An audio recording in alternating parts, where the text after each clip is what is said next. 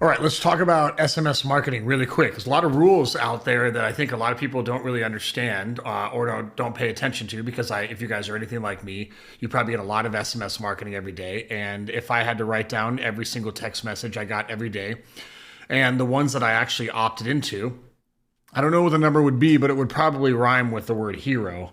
And then some of them were just text stop because when you text stop, you have to opt out, right? Don't get a reply and they keep coming, right? So that is a direct violation of CAN Spam Act. So let's talk about that really quick. If you're using SMS marketing in your business, which all of you watching this video should be using, you're going to want to follow these three really simple rules. Number one, your terms and conditions and your privacy policy or your opt-in page where people give you their phone number needs to state clearly how you choose to use their phone number. So in your terms and conditions, there should be a little paragraph in there that says we do market to people via their cell phone and we use it to send marketing messages from time to time, and we'll never send more than 10 a month, whatever the number is, right?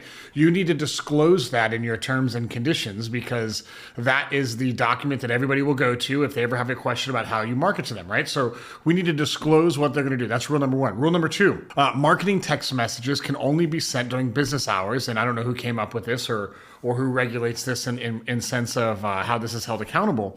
But business hours are 8 a.m. to 9 p.m. local time, wherever you are.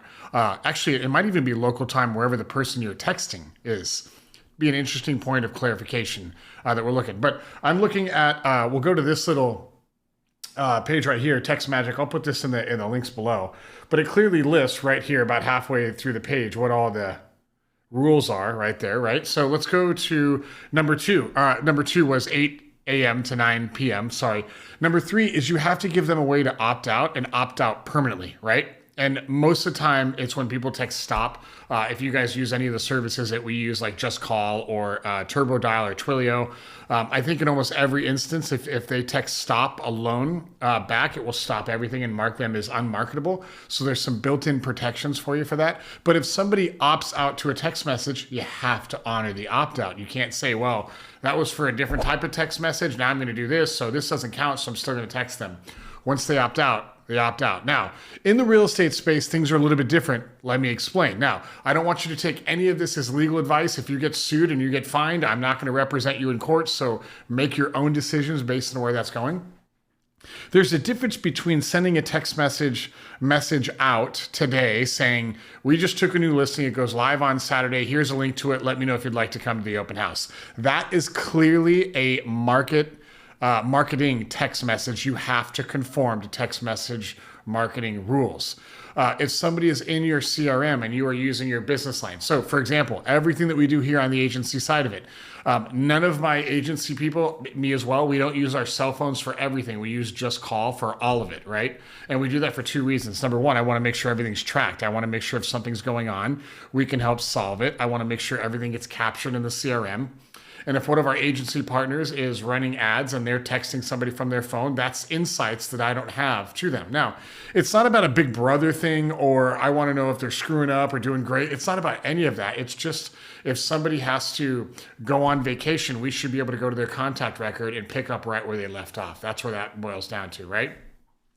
If you are doing what's called not transparency marketing, but transactional, that's the word I'm looking for. If you're doing transactional text messaging, there's some gray area around what that means, what you would consider a transactional text message versus a marketing text message.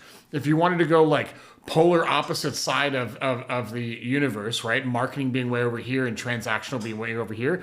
The difference between those would be a marketing email would be, we're running a sale this week where we buy your home inspection if you choose to use us when buying a home. That would be a marketing message. A transactional message would be, hey, we just got an offer. Would you like to talk on the phone? That would be a transactional message.